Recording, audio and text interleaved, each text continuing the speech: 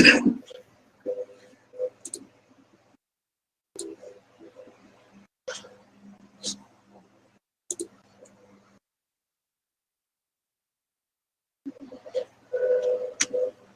Afternoon guys.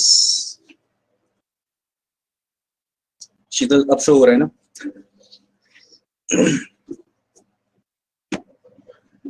Yes okay. सो क्या चल रहा था, क्या कर रहे थे हम लोग लास्ट क्लास में?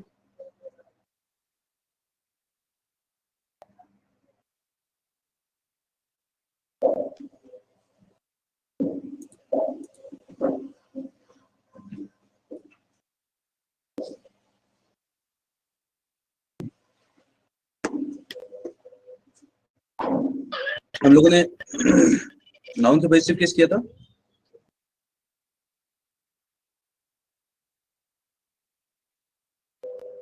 और शायद कुछ क्वेश्चंस भी किए थे केस ना।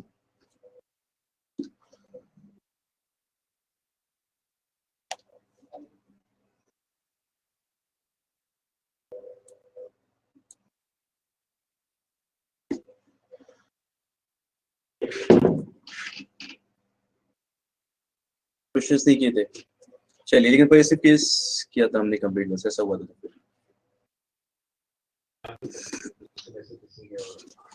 ओके तो फिर क्वेश्चंस कुछ आज देखते हैं हम लोग।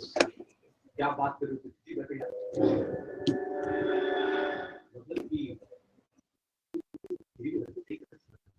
तो फिर राधिका गई किधर?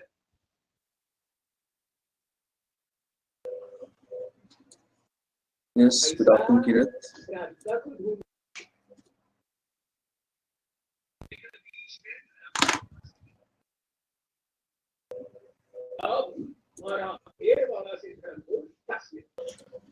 चलिए, we can start with this question. Amar ji क्या देख रहे हो?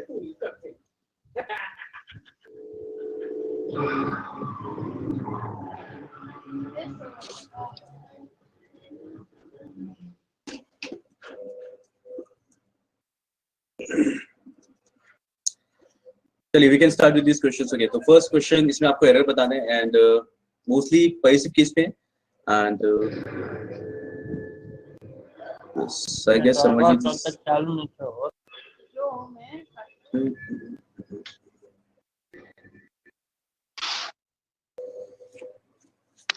ओके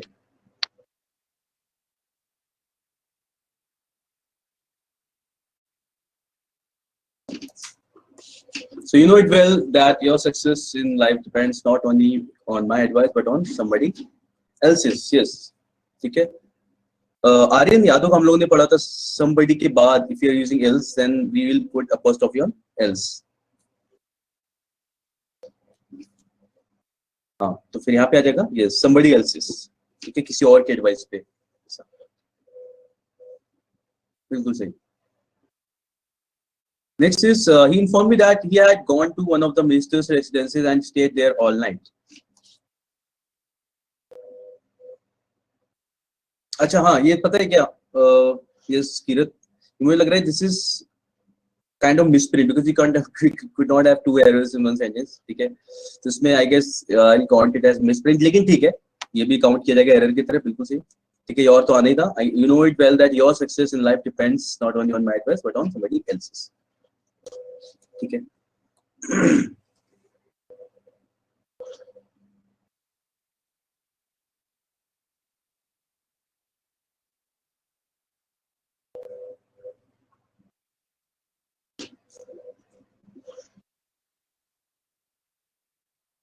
चलिए इसमें थोड़ा सा टाइम लेते हैं इसको। हम लोगों ने एक चीज आई गेस देखी है। I told you one of the plus noun, ये नाउन कैसा होना चाहिए, कुछ बात की थी हमने इस बारे में।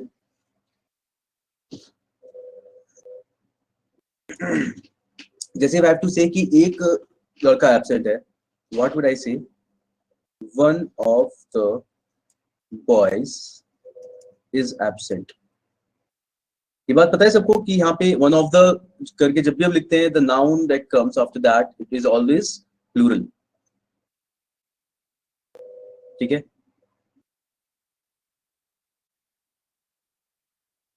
ठीक है, ऐसा हमने देखा था नहीं लास्ट क्लास में किसी टाइम पे मैंने आपको बताया होगा one of the plus noun, screen show नहीं हो रहा, बाकी लोगों को दिख रहा है Nandita, I guess you need to refresh the page, ठीक है, एक बार रिलोड करके देखो, then you might be able to see it.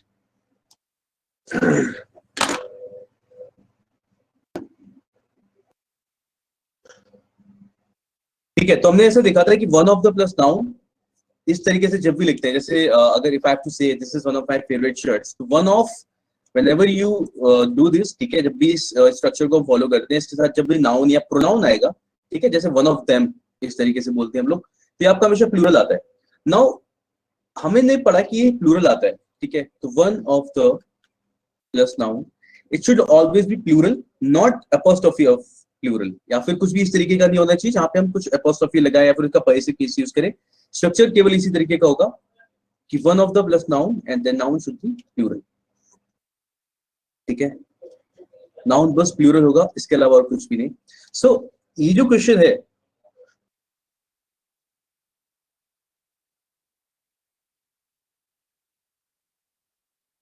या नहीं देता, दोबारा ज्वाइन करके देखो फिर तो हो जाएगा।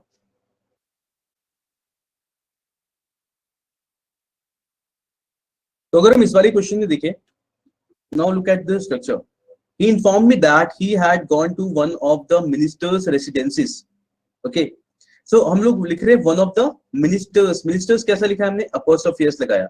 जब भी आपको इस तरीके का केस दिखेगा, what you have to do is, आपको apostrophe s हटा के, हम लोगों ने कैसे लिखा था, Ram's house means house of Ram, नहीं मानसी पर ये इससे सेंस नहीं बनेगा ना, जैसे हम बोलना चाह रहे हैं एक मिनिस्टर के रेसिडेंस पे, वो सेंस नहीं आ पाएगा, बिकॉज हमें ये तो बोलना है कि उसके रेसिडेंस पे गए थे।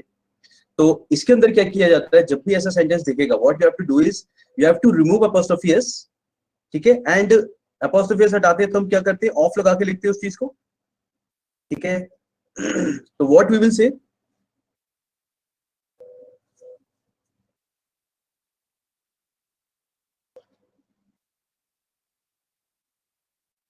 रेसिडेंसीज ऑफ द मिनिस्टर, ऐसा करेंगे ना हम लोग, ठीक है। अब देखो मैं बताता हूँ क्या कहना चाह रहे हैं।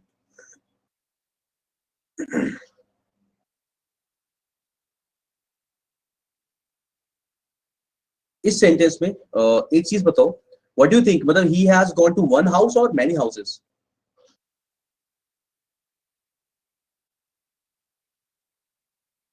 वन, है ना।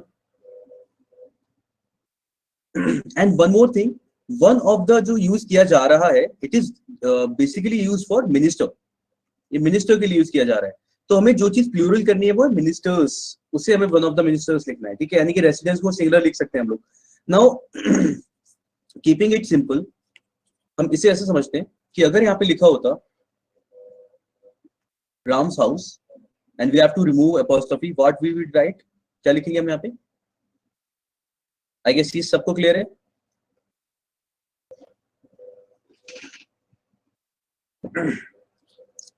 है ना, हाउस ऑफ राम इस तरीके से लिखेंगे। नाउ लुक हियर, यहाँ पे क्या है, यहाँ पे हमने अपॉस्ट्रोफी लगाया है पूरी बात पे, यानी one of the ministers, minister एक मिनिस्टर के रेसिडेंस पे, ठीक है। they have just they just did to confuse you कि एक को प्लूरल कर दिया यहाँ पे, एक्चुअल में वन ऑफ द के साथ प्लूरल करते हैं, ये मैं पता है, तो यहाँ पे उन्होंने रेसिडेंस को प्लूरल कर दिया। जब भी इस तरीके का केस आएगा, you have to remove apostrophe and write in this manner only, ठीक है। तो one of the ministers residences, वैसे ही राम्स हाउस या राम्स रेसिडेंस अगर हम बोले तो हम ऐसे क्या बोलेंगे, हाउस को हम लोगों ने इधर जाके ऑफ लगा के लिखा, वैसे हम यहाँ पे करेंगे, हम यहाँ पे लिखेंगे gone to residence of one of the ministers, clear हुआ। तो देखो ये वाला स्ट्रक्चर हमने यहाँ पे रिस्टोर कर दिया, one of the plus noun, जो नाउन कैसा होना चाहिए, प्लूरल होना चाहिए, और बस हमने क्या किया, रेसिडेंसेस को रेसिडेंस ऑफ करके लिख दिया, ठीक है। Inform me that he had gone to residence of one of the ministers and stayed there all night, clear हुआ ये।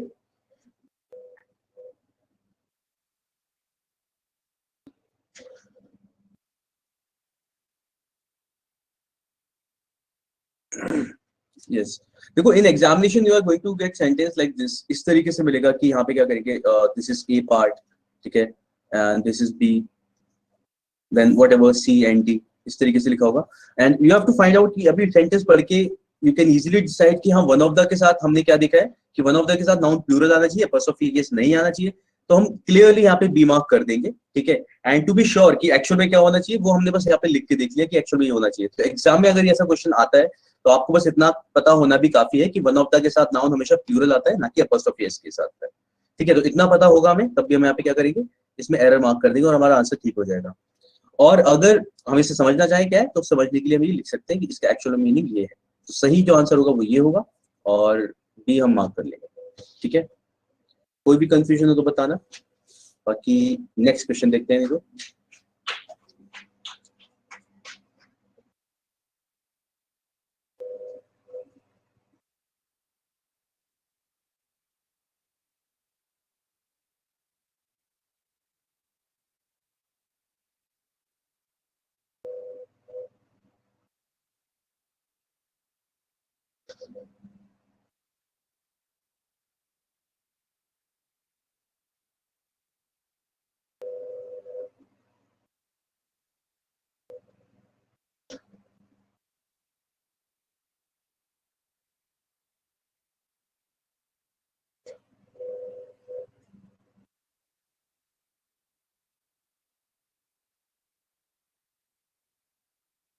Roof of the building, yes, है ना।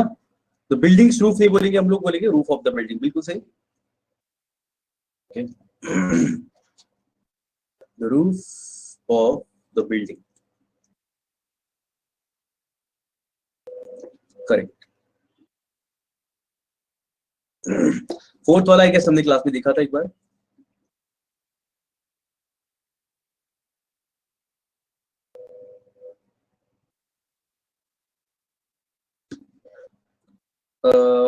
गुरप्रीत, पता है peoples that, persons that is fine, क्योंकि हम लोग लोगों की बात कर रहे हैं ना, लोगों के साथ we can use apostrophe s, तो वो ऊपर वाला ये वाला पार्ट ठीक था।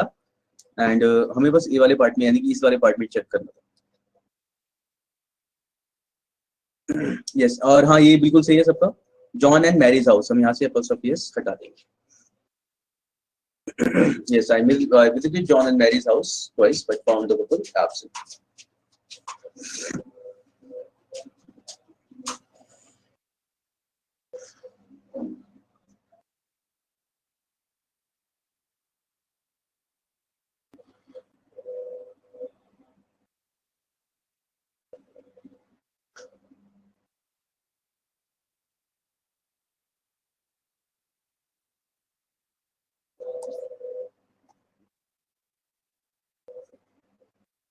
नो एरर नहीं, अब मैं बताता हूँ, ये वाला केस हमने देखा नहीं था। बहुत सारी चीजें ऐसी हैं जो हम लोग अभी रूल्स में देखने वाले हैं साथ में पैरेलली, ठीक है। देखो क्या होता है, अ टर्न्स वेट, जब भी हमें ऐसे दिखना हो, whenever we want to say unit of weight,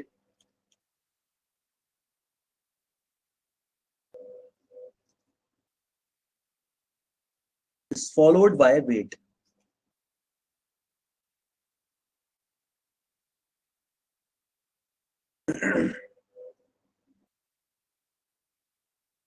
ठीक है। तो when unit of weight is followed by the word weight, ठीक है, apostrophe s can be used with it, ठीक है। यानी कि जब भी यूनिट ऑफ वेट, अब यूनिट ऑफ वेट क्या है, जैसे टन है, ठीक है, किलोग्राम है, ग्राम है, ठीक है। तो किलोग्राम अगर आप देखो 10 किलोग्राम यूनिट है, this is a unit of weight, ठीक है। इसके साथ अगर आगे वर्ड आता है वेट, ठीक है, तो इसके साथ ही will use apostrophe s, 10 kilograms weight. अब यहाँ और इसी केस में कर सकते हैं, if it is followed by weight, this word weight, ठीक है। ऐसा नहीं होगा कि अगर कोई बॉक्स है और जो 10 किलोग्राम का है, 1 किलोग्राम का है, हम ऐसा नहीं बोल सकते 10 किलोग्राम बॉक्स, या 10, जैसे हिंदी में बोल लेते हैं ना 10 किलो, 10 केजी का बॉक्स, ठीक है।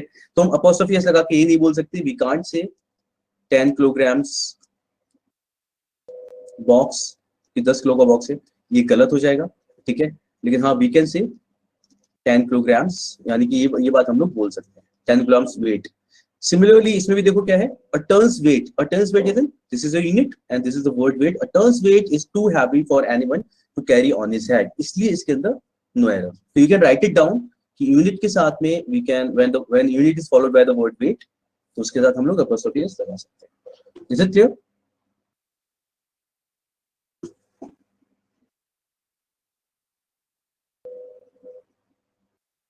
ओके, नेक्स्ट देखिए,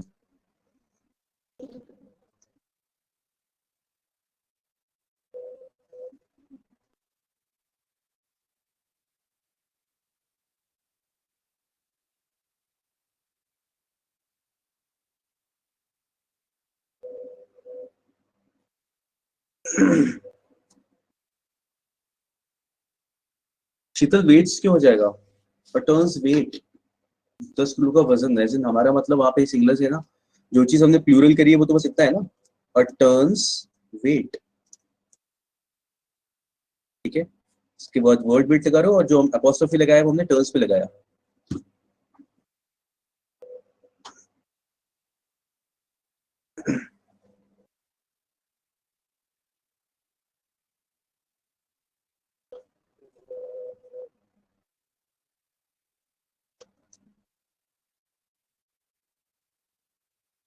क्लियर भाई?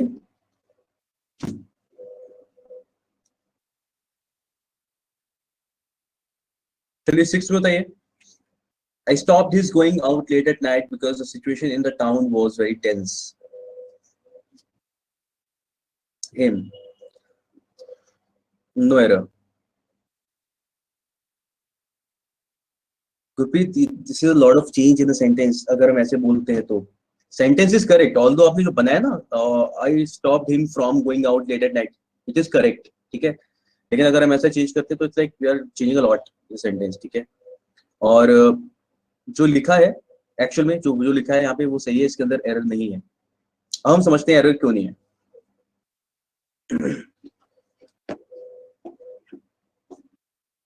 माइनर चेंज, ठीक है, माइनर चेंज होगा यहाँ पे अगर हिम फ्रॉम गोइंग आउट कर रहे हैं ऐसा।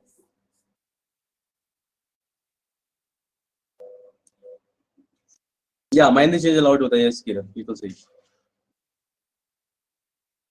एक्चुअली पता है क्या, माइनर चेंज की बात नहीं है, it's like if the sentence which is written if it is correct, ठीक है, तो हम लोग उसके बाद ही चेंज करते हैं ना, कुछ ऐसा होता है। देखो इसमें जो लिखा है stop him going out, he is going out late at night because the situation in the town was very tense. Now यहाँ पे आते हैं हम लोग थोड़ा सा,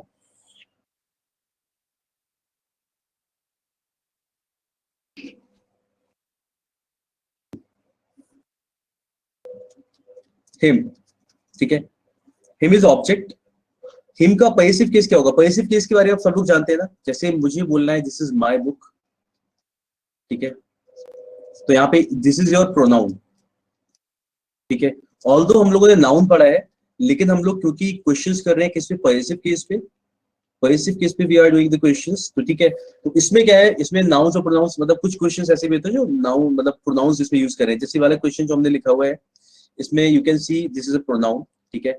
और सेंटेंस का मतलब क्या निकल रहा है वो बताते हैं। इफ आई हैव टू से, इफ आई हैव टू से उसकी कोई चीज, ठीक है,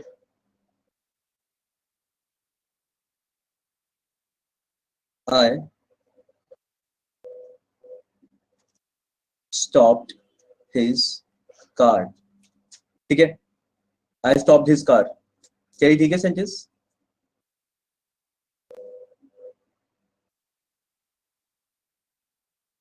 ठीक है। Now look at this one, क्योंकि आई स्टॉप दिस कार का मतलब क्या हो रहा है कि मैंने उसकी कार रोकी, तो उसकी कोई चीज इस तरीके से बोला जाएगा ऐसे। Now look at this one, I stop his going out late at night. अगर आप बोलते हो आई स्टॉप हिम, ठीक है, तो उसका मतलब होता है मैंने उसे रोका। But if you are saying I stop his going out, इसका मतलब क्या है, मैंने उसका जाना रोका, मैंने उसका बाहर जाना रोक दिया, ठीक है। इसको हम लोग डिटेल में भी आगे पढ़ने वाले हैं, डोंट वरी एट ऑल। जैसे अगर मेरे को एक सेंटेंस लिखना है, आई इधर लिखता हूँ,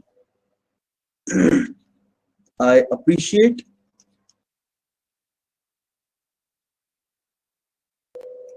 you helping the poor. The sentence is correct or not? I appreciate you helping the poor.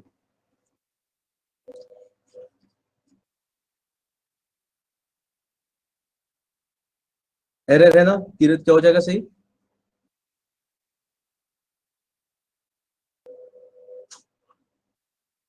Ji, you, देखो है ना, हम या तो ये करने वाले हैं, यू चेंज करेंगे, आई appreciate you for helping the poor, ठीक है, या फिर हम कर सकते हैं सिंपल, आई अप्रिशिएट योर, कौन सा ज्यादा माइनर चेंज है? We are just changing you into, यार you, we are replacing you with your, ठीक है। I appreciate your helping the poor, ठीक है। I appreciate your helping the poor, और इसका मतलब क्या निकल रहा है? मैं तुम्हारा ये काम करना अप्रिशिएट करता हूँ। आई appreciate your helping the poor. तो जब भी आपको कोई सेंटेंस इस तरीके का दिखेगा जहां पे आप बोलने वाले हो कि मैं तुम्हारा ये काम, ठीक है, तो उसके साथ आप क्या यूज करते हो? पॉजिटिव केस, ठीक है। I appreciate your helping the poor. जैसे let me write a sentence. If I have to say, John's father doesn't like him going to the movie late at night.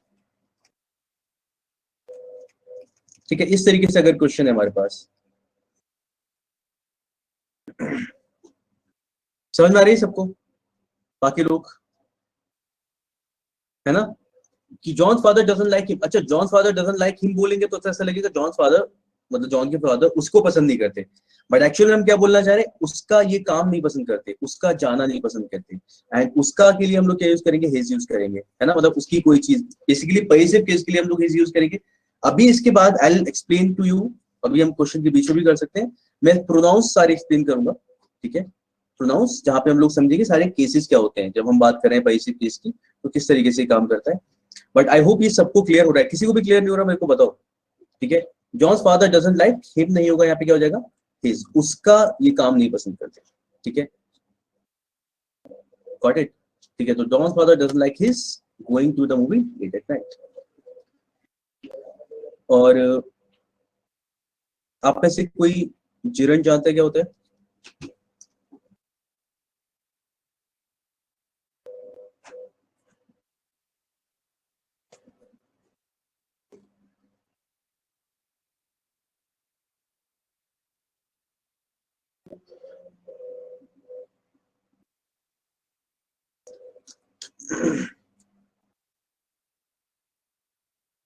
जिरंड्स and इंफिनिटिव्स पढ़ा है कि? चलो nice. ये situational ING words होते हैं, बिल्कुल सही। ध्यान नहीं है लेकिन, है ना? मैं बिल्कुल शॉर्ट में एक छोटी सी चीज बताता हूँ जो सब लोग अभी समझ सकते हैं, डिटेल में हम इसे वर्ब्स के अंदर पढ़ेंगे। बट बिकॉज ये यहाँ पे इन्वॉल्व हो रहा है इसलिए हम थोड़ा सा देख लेते हैं, ठीक है। बस सिंपल सा है, verb plus ING that functions like a noun, that functions like a noun,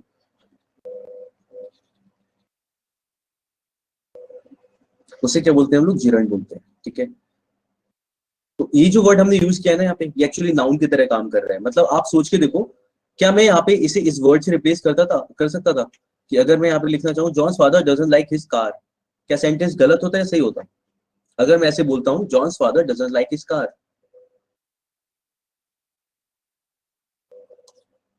correct होता ना? यस, ठीक है, ये एकदम सही हो जाता। तो अगर मैं बोल रहा हूँ John's father doesn't like his car, और I am saying John's father doesn't like him, he is going to the movie at late night, तो मैं कार की जगह अगर गोइंग लगा पा रहा हूँ, यानी कि कार की जगह, कार जो कि एक नाउन है अनडाउटेडली, तो सबको पता है कार एक नाउन है, तो नाउन की जगह अगर मैं दूसरा वर्ड लगा के सेंटेंस का मीनिंग बना पा रहा हूँ, इसका मतलब वो वर्ड भी किसकी तरह काम कर रहा है? नाउन की तरह। तो verb plus ING that functions like a noun which is called children, ठीक है। और हमें इतना डीप में जाने की जरूरत नहीं है, we just have to remember कि जब भी हम ऐसे बोल रहे हैं कि उसका कोई चीज नहीं पसंद, उसका कोई काम नहीं पसंद, वहां पे what we have to use? His, her, ये वाली चीज यूज करनी है, हिम यूज नहीं करेंगे वहां पे हम लोग, ठीक है। हम्म, तो ठीक है, तो यस, अब समझ में आ गया सबको? I stopped his going out late at night, मैंने उसका बाहर जाना लेट नाइट में बंद कर दिया, because the situation in the town was very tense, क्योंकि टाउन में सिचुएशन काफी टेंस थी।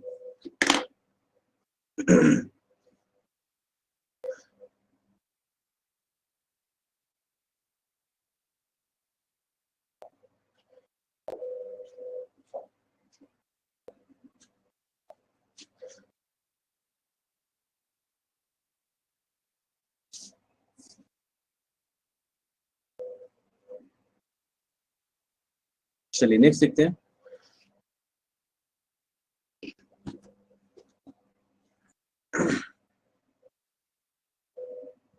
Seventh,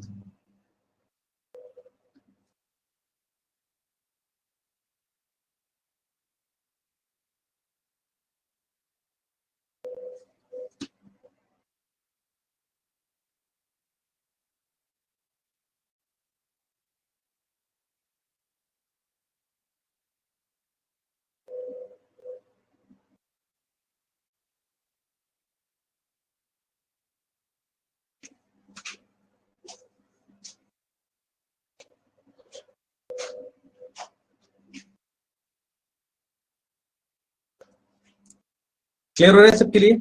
He did not approve of his son raising stupid questions and thereby vexing the teacher. Vexing हम use करते हैं like irritating or frustrating them. ठीक है, यानी कि making them suffer. तो he did not approve of his son. उसने अपने सन का फालतू के सवाल उठाना. ठीक है, तो यहाँ पे आ जाएगा yes sons raising stupid questions. समझ में आई? किसी को भी समझ में नहीं आया आराम से बताओ मेरे को.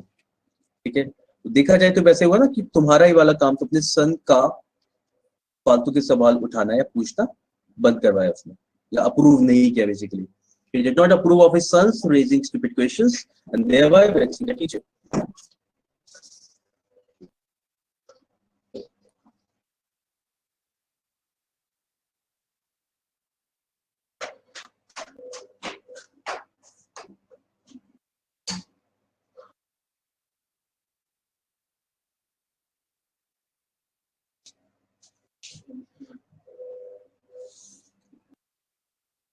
America's problems are, however, not so serious and awful as India's. है ना, इंडिया की प्रॉब्लम से बिल्कुल सही. America's problems are not, however, are however not so serious and awful as India's. बिल्कुल सही. इंडिया के problems.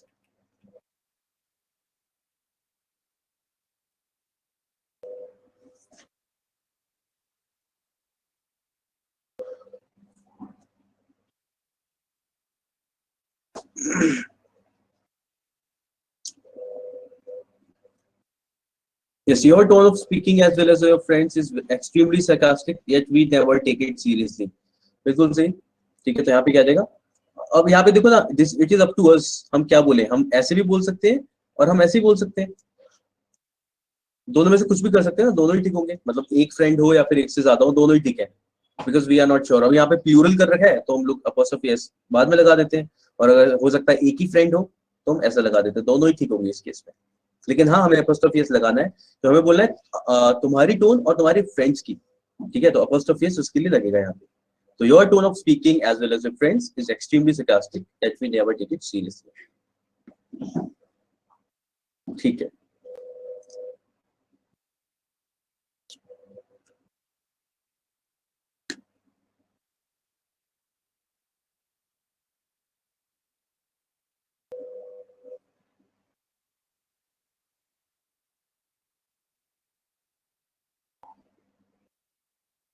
Yes, the finance minister boasts of improving the economic condition of the countries.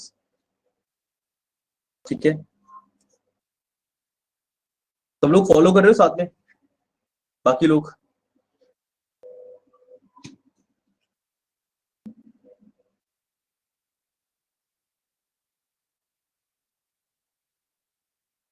चलो nice. तो finance minister बोस्ट्स of improving the economic condition of the countries. तो of course यहाँ पे पता है हमें countries is not required, countries fine. ठीक है, यहाँ से अपोस्ट्रोफी हटा देंगे हम लोग. ठीक है, next.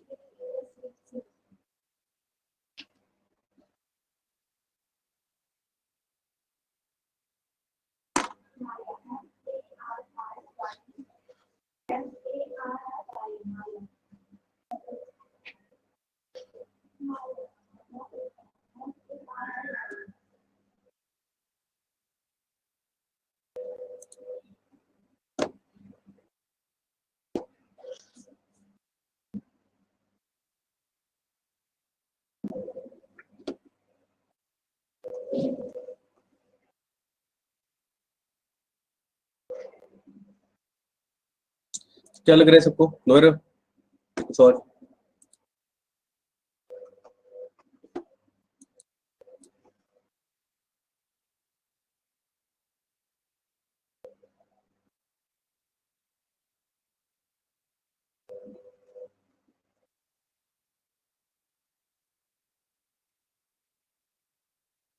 Poor.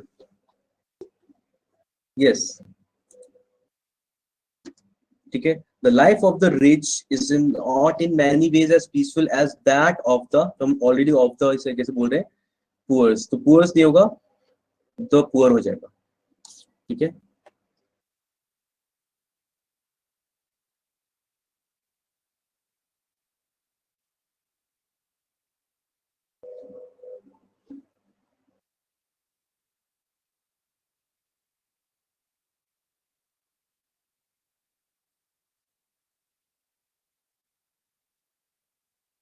For your sake as well as your wife, we all wish that you may get the job.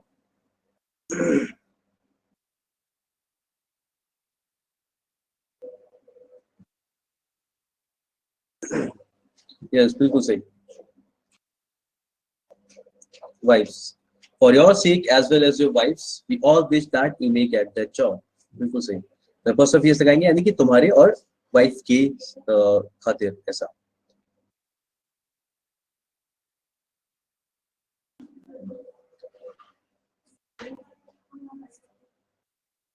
The expert mason reported to the owner of the hotel that there was no question of the walls falling down.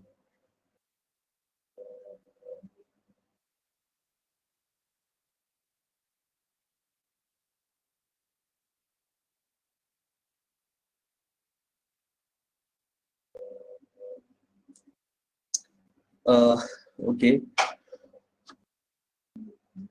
देखिए, wall के साथ apostrophe s लगाया. हम लोग generally objects के साथ apostrophe s नहीं लगा रहे हैं इन वाले. ठीक है, तो यस करेक्ट हो जाएगा ये. मानसी हितेश ने है ना. वॉल्स देखो प्लूरल क्यों करेंगे, नहीं प्लूरल नहीं करेंगे वैसे. और walls falling down and it won't make any sense. अगर हम केवल प्लूरल करके बोल दें walls falling down, it won't make any sense. हमें क्या करना है, apostrophe s हटा के we have to say the falling down of the wall, है ना. Falling down of the wall.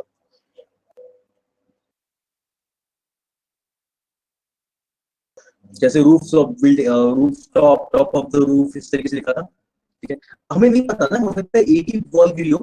मतलब वी आर नॉट श्योर कि सारी वॉल्स गिर गई या नहीं.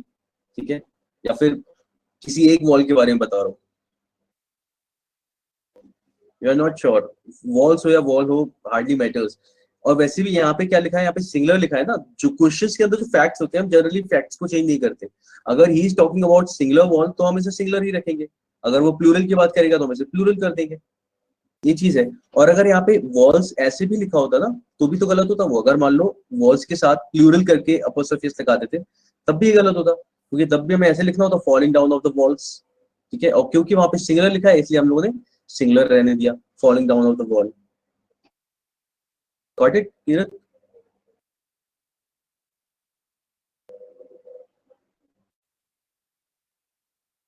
ऑल तो हमें सेंटेंस जब भी देखते हैं इस तरीके का तुम्हारे दिमाग में आता है कि वॉल्स तो एक से ज्यादा होंगी शायद. ठीक है, बट स्टिल सेंटेंस में वॉल लिखा है तो हम एक ही वॉल मतलब सिंगुलर के हिसाब से करेंगे. It hardly matters.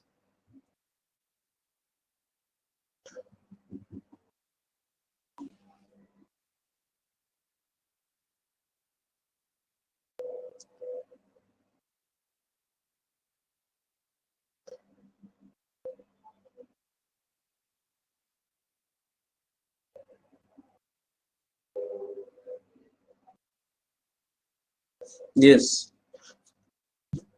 ठीक है, हम इसे ऐसे भी बोल सकते हैं, हम इससे ऐसे भी बोल सकते हैं ना, क्योंकि सिंगुलर प्लूरल दोनों यूज कर सकते हैं आफ्ताब के लिए.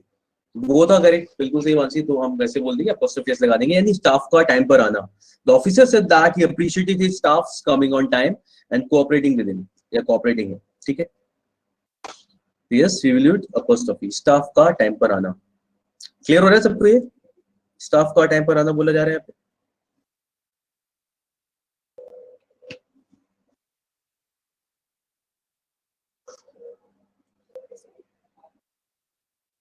ओके.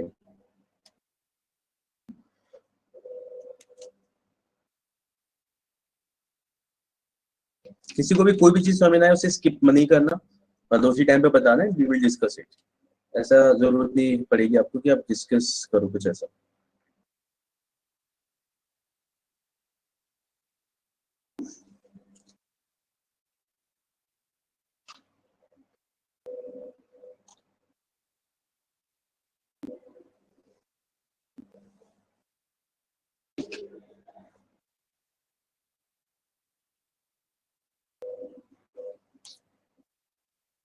यस.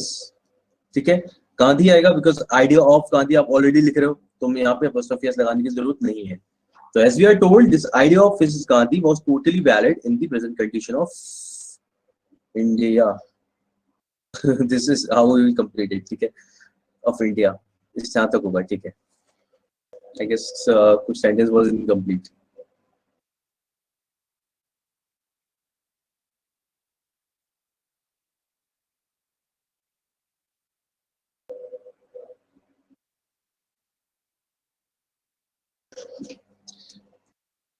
नेक्स्ट में मतलब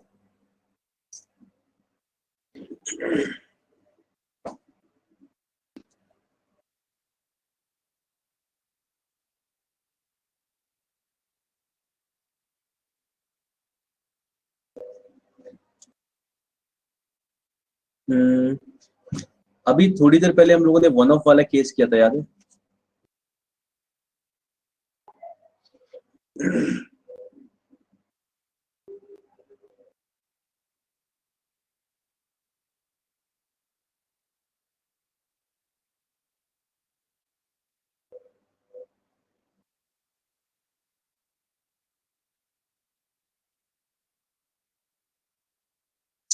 तो इसमें इसे थोड़ा सा और सही करके लिख सकते हैं हम लोग, house of one of the friends, one of my friends.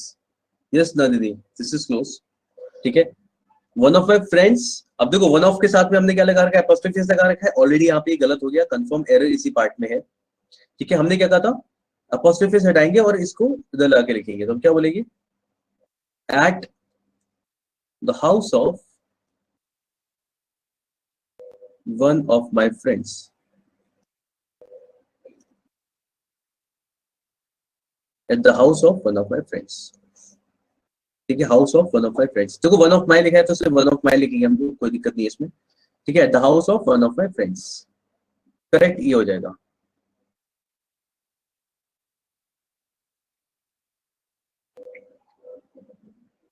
अभी भी दिक्कत हो रही है इस वाले में समझने में, ये हो रहा है क्लियर?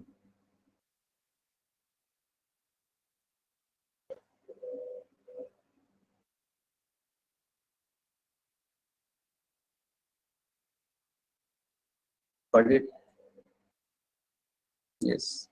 देखो इसमें एक और कंफ्यूजन पता है क्या पे होती है, जब हम लोग इसे प्लूरल देख रहे होते हैं, एक्चुअल में क्या होता है, ये कंफ्यूज करने के लिए किया जाता है कि हम लोगों ने रूल पढ़ा है, one of my, one of the, ऐसे करके आप जब भी बोलते हो उसके नाउन प्लूरल आता है। So instead of doing this plural, वो क्या कर देते हैं, वो इसे प्लूरल कर देते हैं ताकि हमें सेंटेंस देखने में सही लगे। बट वी नो दैट कि जब भी वन ऑफ के साथ जो नाउन लगा रहे हैं हमें वो प्लूरल करना होता है, आगे वाला नहीं। ठीक है, हाँ।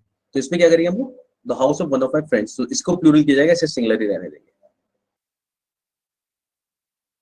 चलिए नेक्स्ट क्या है, yes, the teacher said to us that one ought to work hard in order to attain one's goal। बिल्कुल सही किरण। ठीक है, वन के साथ हमेशा क्या बोलते हैं हम लोग, अपॉस्ट्रोफी लगाते हैं, एक इंसान को अपने गोल के लिए ऐसा करना चाहिए। ठीक है, तो वंस गोल। जैसे आपको पता है जैसे अगर यहाँ पे वन की जगह लिखा होता, look here, I will tell you, अगर यहाँ वन की जगह लिखा होता अ पर्सन, ठीक है, जैसे the teacher said to us that a person ought to work hard in order to attain, तो यहाँ वन की जगह, वंस की जगह क्या आ जाता है, यहाँ पे आ जाता है हिज, है ना। पर्सन अगर लिखा होता, पर्सन के लिए हिज लगा देते, प्रोनाउन लगाना था तो। लेकिन अगर आपने वन यूज किया है, जो कि हम बोलते हैं one should do this thing, one should do this thing, तो हम ऐसे बोलते हैं ना, one should respect one's elders, यानी एक इंसान को अपने एल्डर्स की रिस्पेक्ट करनी चाहिए, तो one should respect one's elders. ठीक है, तो this is how you use, you make the positive case of one, one apostrophe s. वैसे हम लोगों ने यहाँ पे क्या किया, वन के लिए वंस लगा दिया। ठीक है, चलिए नेक्स्ट, आई गेस नेक्स्ट हमने क्लास में किया था।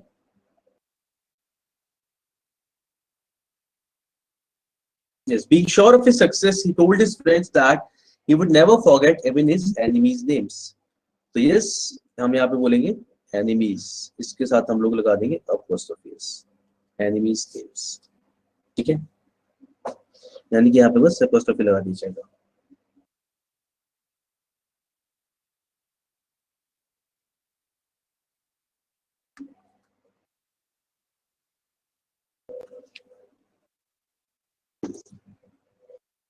नाइनटीन में you have to note it down, इसमें एक रूल है तो हम समझेंगे अभी,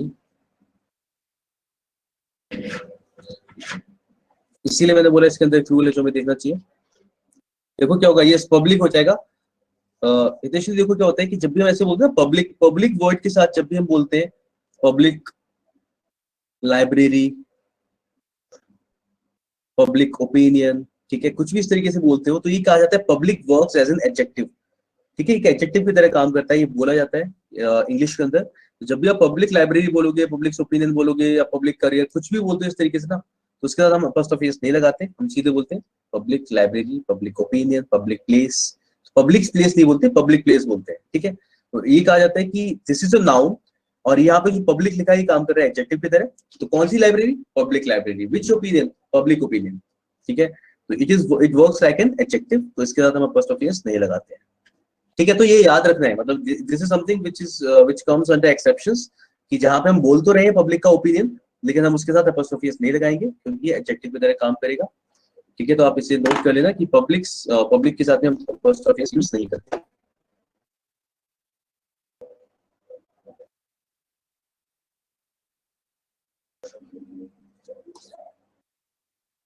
चलिए 20 देखते हैं।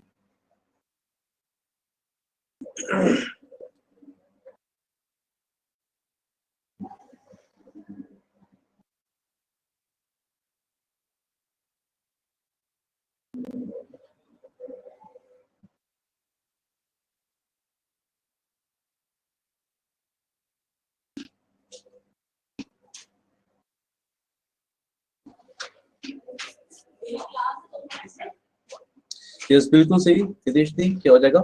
हमने पढ़ा था ना कमांडर इन चीफ, यस बिल्कुल सही मानसी तेजस्वी। हम लोग जो बोलते हैं कि हमने पढ़ा था if a noun consist of more than one word, तो यस हम अपोस्ट्रोफी यहाँ से हटा के चीफ्स पे लगाएंगे, बिल्कुल सही, ठीक है। तो very few soldiers dare to turn a deaf ear to their commander in chief's orders. Nice. 21।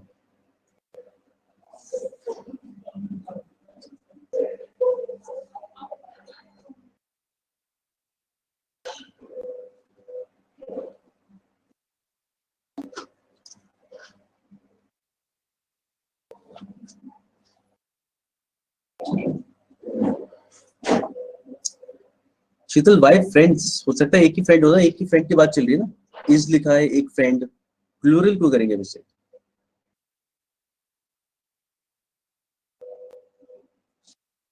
Your son in law's friend, son in law का फ्रेंड एक फ्रेंड होगा ना, कोई प्रॉब्लम नहीं है इसमें, हम प्लूरल करने की जरूरत नहीं पड़ेगी वैसे। Your son in law's friend is seriously ill and he wants you to see him as soon as possible, ठीक है। तो yes there is no error, because हमने यहाँ पे भी एपोस्ट्रोफी एकदम सही जगह लगाया है, लास्ट में लगाया, लास्ट में लगाया जाता है, there is no error. Okay next. I appreciate you helping the poor who are really the, yes हम लोगों ने वाले सेंटेंस लिखा था भी, बिल्कुल सही, क्योंकि अब ऐसा सेंटेंस हम लोग कभी भी गलत नहीं करेंगे I guess. I appreciate your helping the poor who are really the most ignored and completely deprived section of our society.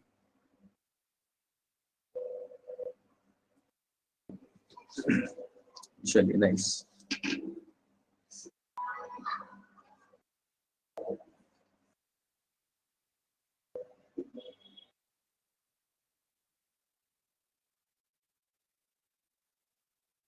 I've read many plays of Shaw's, who is called the Shakespeare of our age.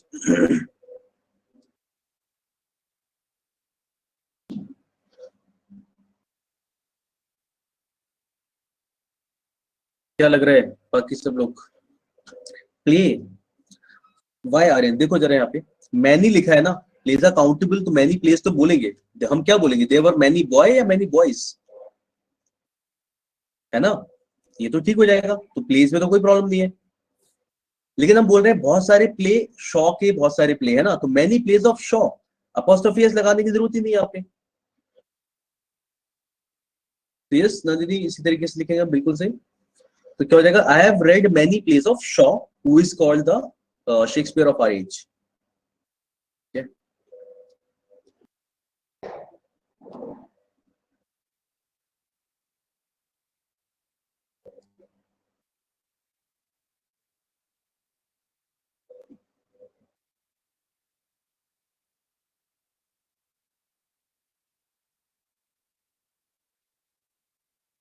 चलिए 24।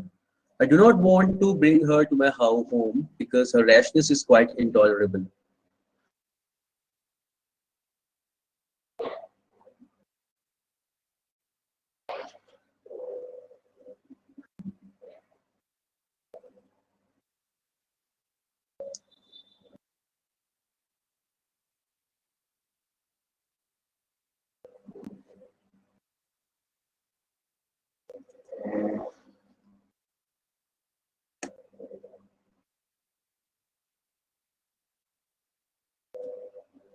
No error.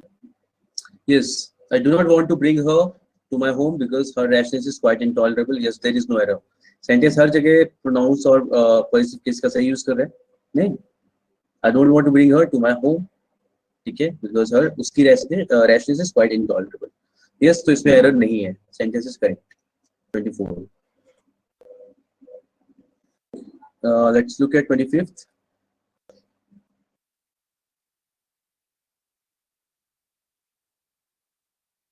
He is chiefly concerned with his own problems, but you say that he is not.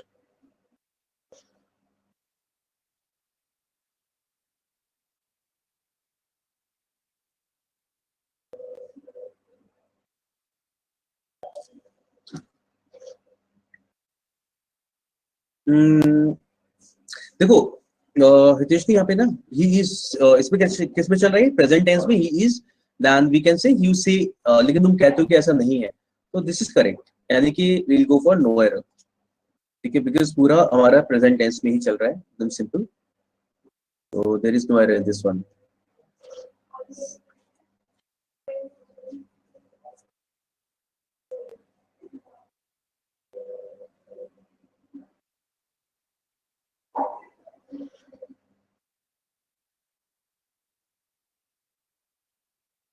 Unfortunately for me, the root cause of my frustration lies in the government's previous policies. बिल्कुल सही है ना government की dubious policies ठीक है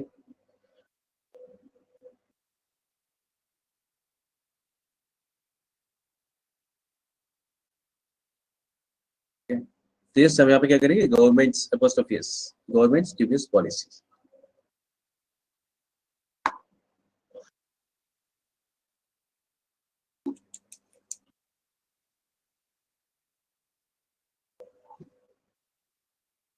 yes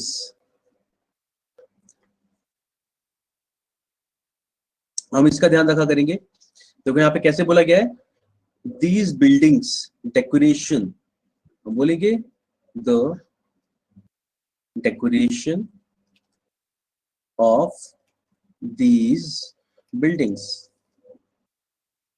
ठीक है तो बिल्कुल सही बात की सही एकदम the decoration of these buildings is not as much impressive as it ought to be या जो बिल्डिंग्स की जो डेकोरेशन है वो उतनी इंप्रेसिव नहीं है जितना होना चाहिए थी ठीक है समझ में आ गया सबको ये कि हमें बिल्डिंग्स के साथ अगेन अपोस्ट्रोफी से हटा के you have to write it the help of ठीक है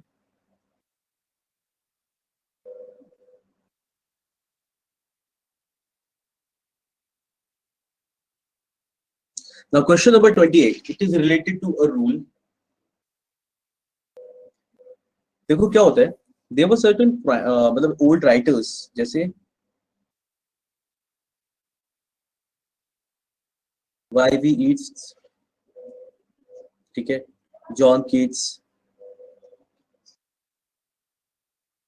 चार्ल्स डिकेंस ठीक है मोस्टली इसी में से अगर कुछ होता है तो ठीक है इनके नाम के आगे देखो ये एस एंड कर रहे हैं मतलब they are ending with S लेकिन फिर भी इनके साथ क्या होता है अपोस्ट्रोफी एस इस तरीके से लगता है इनके नाम के साथ मतलब दीज आर द एक्सेप्शन बाकी सब जगह हम वही रूल फॉलो करेंगे जो हमने पढ़ा है कि अगर नाम के लास्ट में एस आ रहा है तो हम क्या करते हैं केवल अपोस्ट्रोफी लगाते हैं फिर से एस नहीं लगाते लेकिन ये आपके एक्सेप्शन है दीज ओल्ड राइटर्स ठीक है मे बी इनके ड्राफ्ट में इस तरीके से लिखा हुआ होगा but we have to follow the rule कि अगर कहीं पे सेंटेंस इन केस अगर कहीं सेंटेंस ऐसा मिलता है तो ईस्ट पोएट्री अगर ऐसा बोला जा रहा है तो हम इसमें अपोस्ट्रोफी एस लगा के लिखते हैं गॉट इट ठीक है तो इसे इस तरीके से लिखा जाता है और ये सही होता है ऐसा So its poetry is characterized by his unique style, which he developed during the long span of his life. तो you can write it down कि हाँ इनके साथ हम ऐसा करने वाले हैं बाकी सब जगह जो हमने रूल पढ़ा है वो भी लिखा जाएगा these are just exceptions इनके साथ हम ये रूल फॉलो करेंगे ठीक है कोई doubt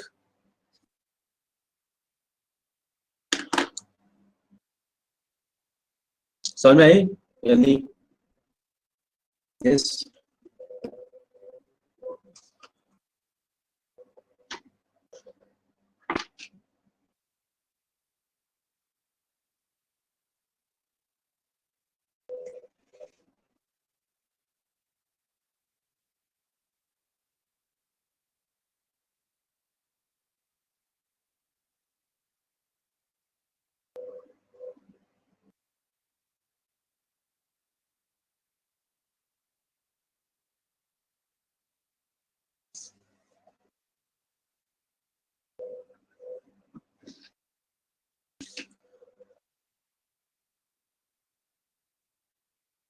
the blinds life is really very miserable. हम कौन सा कर रहे हैं? अच्छा, the blinds life is really very miserable because they can't see what happens around them. ठीक है, अब मैं यहाँ पे तो जॉब में बताता हूँ यहाँ पे रूल क्या है. ठीक है, हाउ थिंग्स वर्क. एक्चुअली इसको हम लोग पढ़ते हैं जब हम लोग आर्टिकल्स पढ़ेंगे तब पढ़ेंगे, लेकिन मैं आपको भी बता देता हूँ क्या होता है. जब भी हम लोग कोई एडजेक्टिव लेते हैं, ब्लाइंड एडजेक्टिव है, ये हमें पता है कि blind is an adjective. Blind हमारा एक एडजेक्टिव होता है, मतलब हम जैसे we can say blind person. ठीक है, ब्लाइंड एनिमल भी हो सकता है ना, कोई सा ब्लाइंड डॉग. ठीक है, तो ब्लाइंड क्या होता है? एडजेक्टिव होता है. Whenever we put definite article before an adjective, जब भी किसी एडजेक्टिव से पहले हम लोग द लगाते हैं तो हमारा मतलब हो जाता है इस तरीके के लोग, मतलब पीपल. तो यहाँ पे इसका मतलब हो जाएगा people who are blind. People who are blind. जैसे हमने एक क्वेश्चन किया था अभी, इसमें द रिच और द पुअर लिखा था. रिच भी तो एडजेक्टिव हुआ. Rich people, rich person, rich test, है ना. रिच भी हमारा क्या एडजेक्टिव है, तो द रिच का मतलब होता है people who are rich. People who are rich. ठीक है, नाउ द रूल इज कि हम एडजेक्टिव से पहले मतलब जो एडजेक्टिव होता है उसके साथ द लगाते हैं, तब ऐसा होता है. हम इसके साथ एपोस्ट्रोफी एस नहीं लगा सकते, बिकॉज आप एडजेक्टिव के साथ बेसिकली एपोस्ट्रोफी एस लगा रहे हो, ऐसा माना जाएगा फिर. ठीक है, तो आप एडजेक्टिव के साथ में एपोस्ट्रोफी एस नहीं लगा सकते, वो आप केवल नाउन के साथ लगा सकते हो. इसके साथ जब हम द लगाते हैं ना, तब ये एक्ट करता है नाउन की तरह. एक्चुअल में रिच या ब्लाइंड नाउन नहीं होता, ये तो एडजेक्टिव हुआ वैसे देखा जाए तो. ठीक है, तो we will not use apostrophe S with this word. तो हम क्या बोलेंगे? हम इसे ऑफ लगा के ही लिखेंगे. बहुत सिंपल रूल है, आपको याद रहेगा आगे, टेंशन मत लेना इस चीज की. ठीक है, तो द रिच, जैसे हम लोग द रिच लिखा है ना, तो द रिचेस नहीं बोल सकते. वैसे हमने द पुअर्स लिखा था, याद करो, वहां पे द पुअर्स भी गलत हुआ था. ऑफ, ऑल्दो वहां पे रीजन कुछ और था, ऑफ करके लिखा था, इसलिए वहां पे एपोस्ट्रोफी रिक्वायर्ड नहीं था. तो यहाँ पे हम इसे क्या लिखेंगे?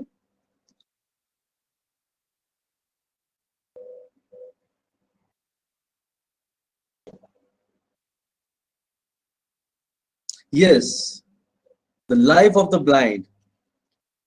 The life of the blind. देखो, द ब्लाइंड लिखना तो जरूरी है. अरे, द ब्लाइंड तो लिखा जाएगा, बिकॉज तभी तो ये नाउन बन पाएगा. तभी तो हम बोल पाएंगे लोगों की बात कर रहे हैं हम लोग, है ना.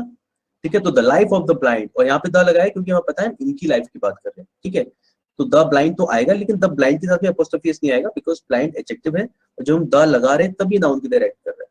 The life of the blind is really very miserable because they can't see what happens around them. ठीक है, तो इस वाले पार्ट में एरर हो जाएगा. तो जब भी आप कोई भी एडजेक्टिव देखते हो तो उसके साथ हम लोग द लगाते हैं इस तरीके से. Is it clear? समझ में आया वाला क्वेश्चन?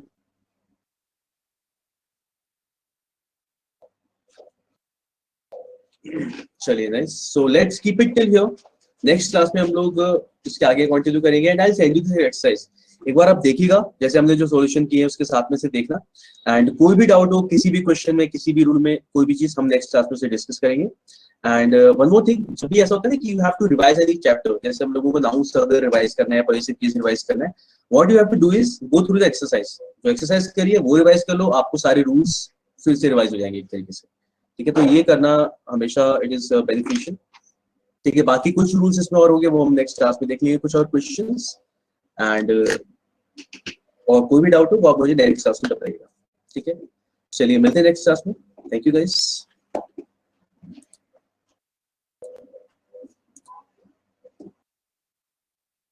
ओके.